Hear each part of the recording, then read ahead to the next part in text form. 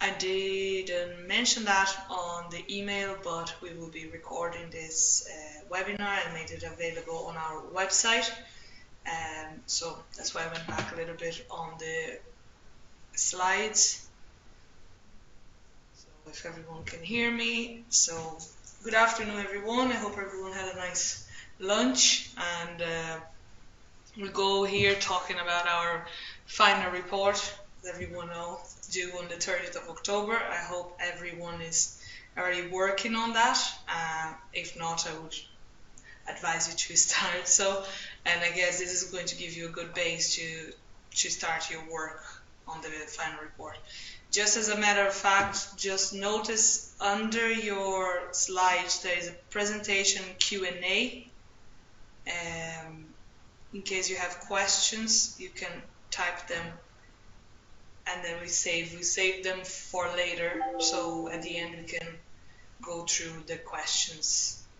Okay, Fidel, I can't hear me.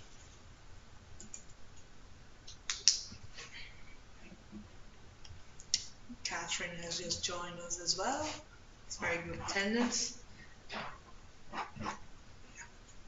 So, okay. Some people can't really hear me. Just going back then. So, again, the deadline, 31st of October. It actually should be the 30th. The 30th, the Monday.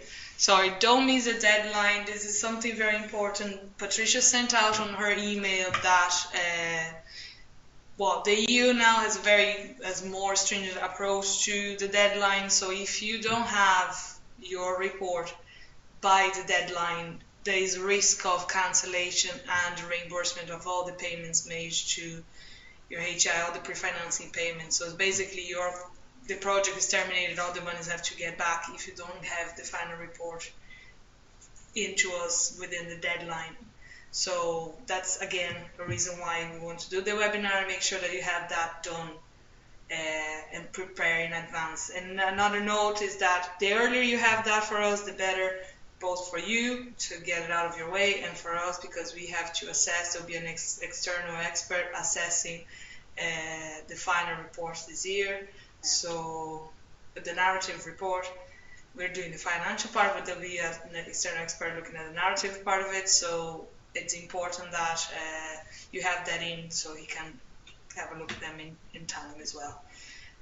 So to go through the webinar then, we're going to be talking about the preparation to the final report, so basically a checklist to the final report, the mobility to itself, the narrative part of the report, and the submission of the final report. So we just move on, because we want to keep that at the half an hour, because everyone needs to get back to their desks and work on the final report, preferably. So for the preparation of the final report, we send it similar to the last year, the finance officer. So there is a finance officer declaration. So we would advise you to contact the finance officer or the finance office in general, just to let them know that the report is due and that the amounts paid to the beneficiaries, it should be reconciled to what you reported in the mobility to. So that's important. Maybe if you advise them that that is coming. Same applies to the legal representative. Maybe check if there were any changes to your legal representative. Please let us know if there were any changes, and either way, just let them know, their offices know that the signature of the president, director, or provost is required for the final report, and you have to attach both documents in the mobility tool. Another important thing on the preparation for the final report is the mobility tool update. So according to your grant agreements, the mobility tool should be updated on a monthly basis, and maybe you apply that, didn't know if you applied that for 16-17. I would strongly recommend for 17-18 if you hadn't done so for this year, because as you go along, it's easier for you to calculate what the grant is for the participants, and if there are any changes, at least it's already there. It's better for you to have them all the mobilities in there, so and you update as you go along, rather than trying to input them in the last minute, and you might miss out some information. And clearly, I mean, when it comes to final report, if you have to do all the workload at once, it's a little bit more demanding anyway. Okay. So again, the mobility update, so just make sure that all the information of the beneficiaries is up to date, and they are matched their records with both their grant agreements and then the financial officer amounts paid for these participants. Well, the mobility tool, I would hope by now you're quite familiarized to the tool. So you have then the details, the dashboard, where you can have an overall look of the project, organizations where you have your partners, the contacts where you can actually create new, maybe a colleague of yours that started working in international office, you can actually add them and give them access to the mobility tool through the contacts there. The mobilities where the mobilities are listed, mobility import and export, budget, and reports where you generate the report. But we go through it, all of them, well, not all of them, but most of them, the ones that are relevant to the report now. So first of all, the organizations, then we have the organizations tabs are all your partners listed in the mobility tool. Again, if you have the mobilities updated, if you have them already up, most likely your organization, your partner institution is there. So just that is an easy task then. But another very important thing that came up in the last year or so is that the organization information, is your partner organization information up to date? And there are, if you look at your mobility organization, some of the organizations might have that triangle on the side that kind of as if it's an error. It's not an actual error. They probably updated the participant portal with new information, and that information needs to be updated. I am not 100% sure if you can do that, but if you have that triangle in your organization, in your partners, let us know that we can do that on our end, so we can update your partners. It is important because when we are at the validation stage of the final report of all your mobilities, if there is information that doesn't match, there might be a problem for the validation of the project. Everything okay so far? Just remember, if you have any questions and answers, just we have a tab beside the presentation that you can add questions to that, or you message here on the side. So we move on to the actual mobilities. On the mobilities, then, one very important aspect is that I call the completion check. You might have noticed this year on this new version of the mobility tool, you can actually input the information on the participant and leave it, and it becomes a draft of the mobility. So you have to make sure that all of the mobilities are completed. In other words, all the information on the mobilities is there, because otherwise they're not accounted for in your budget. They are not accounted for at final report.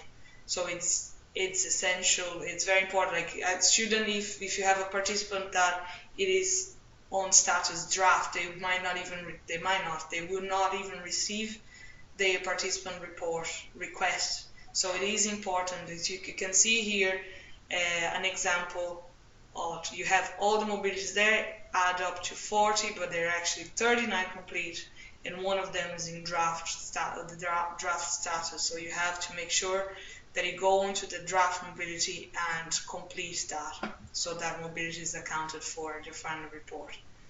And the other, again, are all the mobilities up to date? Is the data that you input there correct in terms of duration? I mean, we know there will be some of you will be visiting you on an audit visit or a monitoring visit, when you do a desk check, for instance, if the dates don't match, the amounts don't match, this is something that calls our attention. So just make sure that the dates really correspond to the actual mobility. Another check then is the grant. So start and end date, is that correct? Does the EU total grant as calculated in the mobility tool matches the total payments to the participants? And that's when the finance officer declaration comes in it's very important then, because the finance officer, he has to reconcile with your records the total amount paid to the beneficiaries. So again, you have to make sure that those amounts are correct. Third, and very, very important, Mary even put a note here on my side, is the recognition. Recognition is mandatory. Unfortunately, the EU hasn't made the field mandatory yet. We will report that to them, because in previous years, most of the mobilities, they didn't have any kind of recognition recorded in the mobility tool, because it's not a mandatory field. But we want to know, and we know that all the students should come back with some kind of recognition. Most of the students don't seem to understand what the recognition is when they report on their participant report, but you guys know, and you have access to the number of credits that they would have received. And it is a tricky one on the mobility tool. In the last version, it was more straightforward because that was there a little bit more on your face. Right now, it's not. It's kind of somehow hidden. So you see on the, I'm actually going to use a trick here. What is it now? I just wanted to make sure I highlight the things for you. It's on the side here. Here you go. Found it.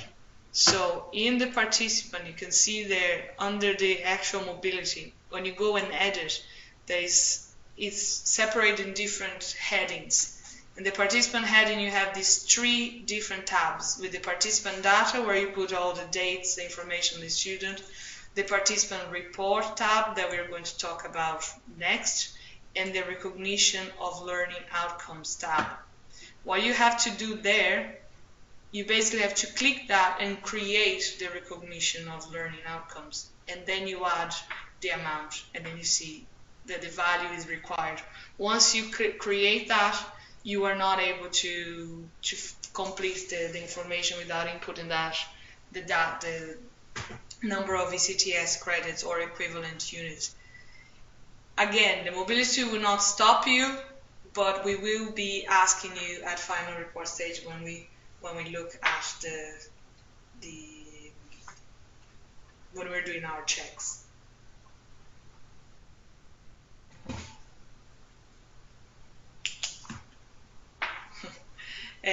Again, then an easier way than to put the credits is exporting the Excel file. If you're not very comfortable with that, to import and export, I would just advise you to go and manually and put in the credits, because again, go back and highlight again, we made it mandatory, so do not leave it blank.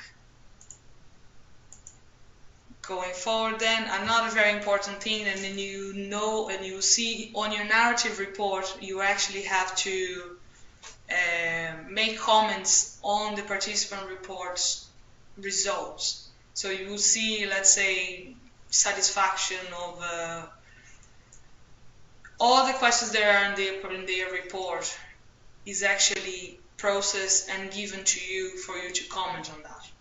So you might have see then the students will report on the recognition.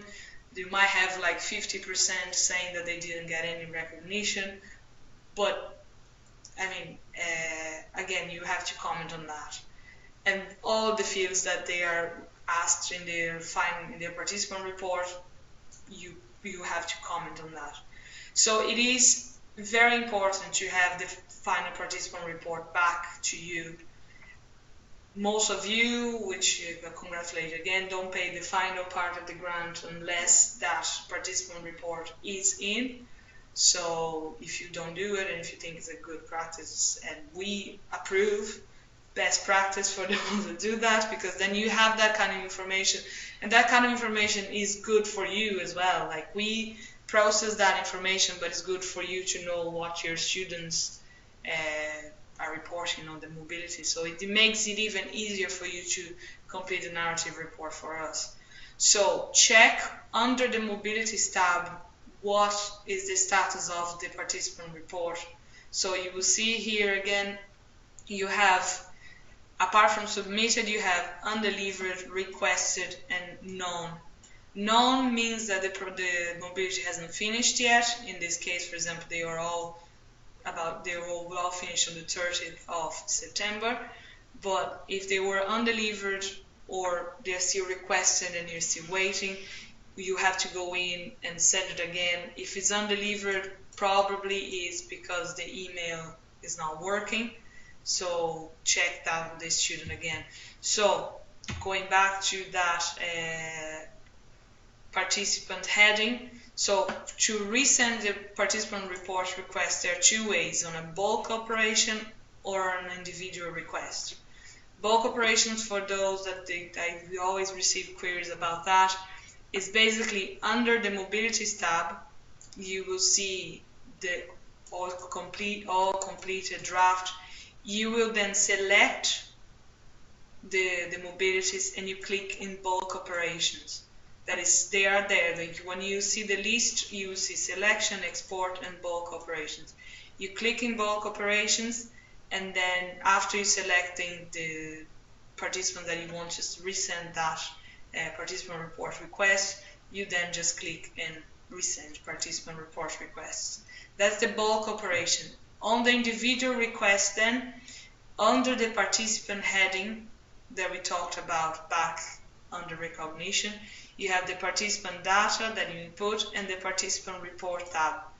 And here it has all the status from when it was sent to when it was resent, a reminder. So the commission sends automatically on the end date.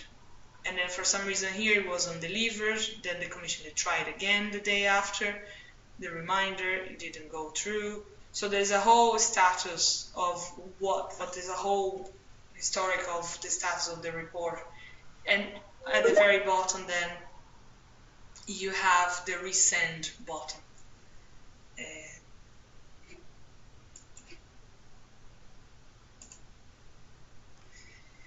And that's it for mobilities. If you have questions, please send them on. Stop me or somehow send a message. Everyone is very quiet apart from Tara that keep cutting off. But again, Tara, we are recording that this webinar, and we will be sending to you by email, and it will be made available on our website as well. So fear not. Hopefully by the end of the day you have the recording of the webinar and can send it on to you. I'll be moving on then to the budget. We have 10 minutes because we want to keep this short. Budget then, big questions. Have you overspent? Are your numbers red? Because some people get a bit worried about when their numbers get red or over 100. So the main question is then, did you make any transfers? So transfers between staff, you send transfer from staff to student, from placement to study. So if you make those changes, most likely some of them would appear red. If there are transfers that are fine, but if you transfer from OS again, so just keep that in mind. If you had transfers, these will be part of your narrative report as well. You can report those transfers on the narrative report. And if we notice that there were transfers, we will be querying them anyway when we look at the financial aspect of the final report. Just remember, most of you sometimes leave the organizational support field blank. If you don't put that organizational support amount there, that means you're not getting that. So just remember that that field is there and is there for you to complete it. It has the amount up there in blue, which is the amount suggested by the tool, calculated by the tool. but then you have to input the amount. Why do they have the calculated and there don't have it in the field? Simply because if there are transfers from OS to fund any mobilities, you have to deduct the amount that you transfer from OS. So if you transfer 300 euros to fund a mobility, you have to deduct that amount from the total OS that let's say you're going to get 10,000 euros OS. If you transfer the 300, the amount you're going to put in here is 700 and not the amount calculated by the mobility tool. Again, 350 per participant, and if you go over 100 participants, is 200 euros. So if you got 101 participants, you have 100 multiplied by 350 plus the 200 corresponding to that one student that is over 100. And again, I can't emphasize enough, the finance officer declaration, the amounts have to match. Because if they don't match, there's another reason, there's another query that we're going to get back to you with. Okay. And then the narrative report, the narrative part of it, then once you have all those tabs completed, the organization, the mobilities, and you're happy with your budget, you go and start filling the narrative report. Just so you know, you don't have to wait until now. You don't have to wait until now to generate your narrative report. You could have generated your narrative report on the first week that you had access to the tool. So for the ones in 2017-18 that want to start having a look on their final report, you can go and have a look and start. I mean, if you think that you have some information, you can start filling in, especially around summary or so. The mobility tool is something that can be working throughout the year. I acknowledge that most of you don't have that time, but it is important that if you do and you visit every so often, you can speed up your work towards this time of the year. So again, you go to the reports tab and you click in generate the beneficiary report, and that will open then what you see here, the draft, and you go and edit draft. As soon as you generate it, you will see on the left hand side of your screen this table here. So you can see by the tick here that 4 of the fields are already ready to go. So you have, let's say, 20% of your final report filled in, because this comes from the information you input in the mobility tool throughout the academic year. What you have to do then is fill in the other fields. So from project summary to budget, project discrepancies, and that's most of the times will be a comment that is required, for example, under your budget. As I said, if there are transfers from OS, that's exactly where you will be you will make comments. If you, again, to speed up the process, we need your declaration of honor, so you can download the declaration of honor from the mobility tool. You can, or you have to, because that's the only place we have access to. And you can find that under the annex here at the very bottom of that box on the left hand side. You see annexes. When you click that, the screen scroll down straight to the annexes from where you can download the declaration of honor. I would advise you all to do it as soon as we finish here and go and talk to your president's office and let them know that needs to be signed. Again, the finance officer declaration we will be sending to you by email. I think Patricia has already done, but I'll send it anyway. I'll attach with the recording of this webinar. Both the declaration of honor and the finance officer declaration, both of them signed, should be attached to your final report. We won't process the final report unless they are attached to it. The declaration of honor is a requirement from the tool, so it won't allow you to submit unless you have that attached. The finance officer is our requirement, and we won't process unless the finance officer declaration is attached. Here, just before, when it comes to the submission of the final report, then it will show again on that box on your left hand side the percentage of completion. So this here is an actual final report 2016-17, which already has 97% of its final report in. And you see, and you'll be wondering, what's those 3%? Those 3%, as per this beneficiary, is only a comment on exceptional costs. And in that case, it will be non-applicable. So you have to go through it, but the tool would also show you which field is not 100% complete. And once you have that completed, then you can start the submission process. By clicking there, these boxes will open. So this is number 1, beneficiary here. You have then to attach the declaration of honor and click here to say that this is the document that contains the declaration of honor. You have to accept the data protection notice, read it and accept it. The checklist, then initially they'll be all yellow, so you go through the checklist and just to say done, done, done, done, done, and done. And click on the next step. The next step then will confirm that all the information is right, and then you submit the final report.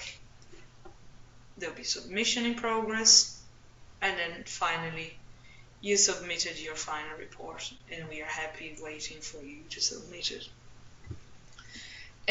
Now, question and answers. I know we have 1 minute until 3 o'clock. Just one thing on the report. Once we validate it and accept it, there is no going back, so we can't change it. Yes. If it needs to be changed after validation, we have to go to the EU to do it, and after the 31st of December it's not possible anymore because our final yearly report kicks in. Yes. So I don't know, Fidama, you can type the question, yeah? I don't know if you all heard Mary, but once you submit the final report, the project is locked. But once we went through the whole process of validation and we validate the project, there's no way to go back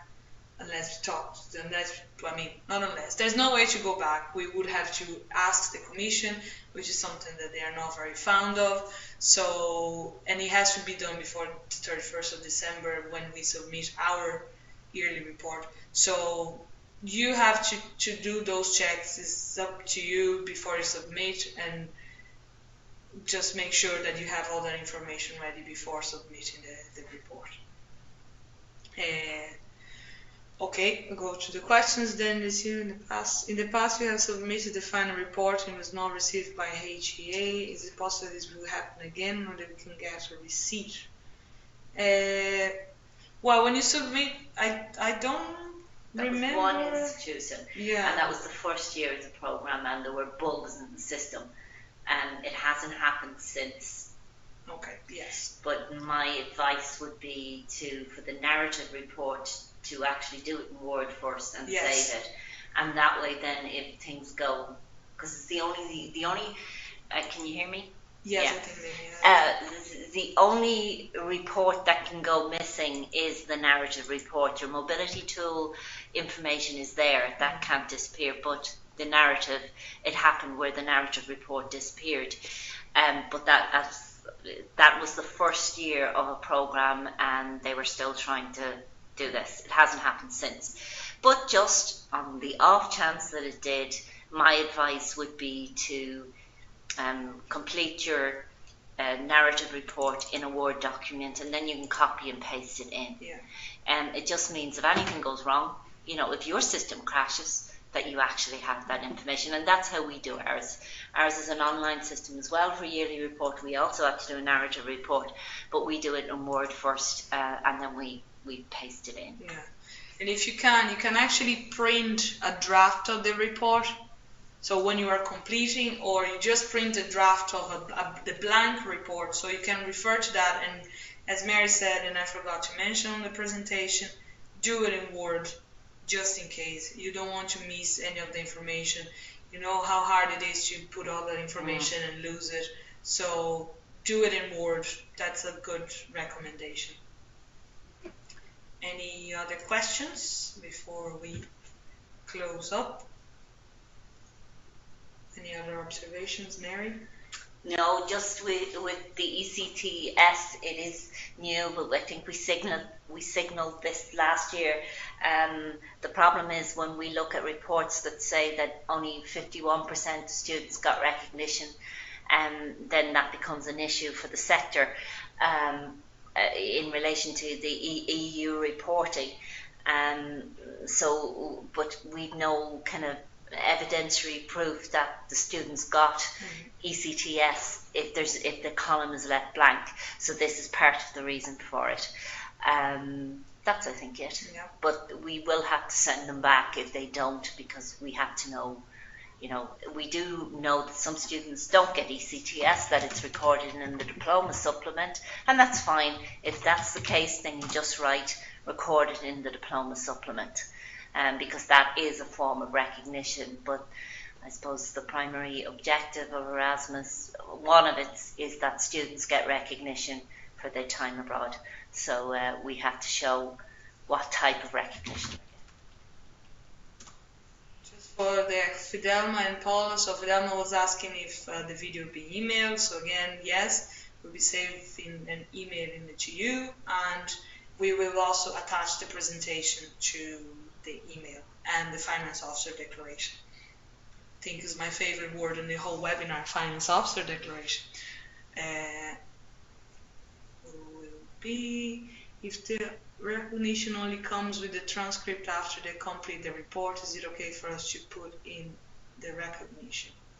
Put in each learning agreement has ECTS or some form of recognition written into it. So if, say, that the draft, for want of a better word, draft ECTS was 30 and you don't have the transcripts, then put in 30. We're not interested really in the amount of ECTS per se. We're interested in the fact that the student got recognition or will get recognition. Some kind of recognition. Yeah. If the student fails their exams, then they're not going to get recognition, but still that percentage of 51% is not going to be there. And they're anomalies. They're the exception rather than the rule.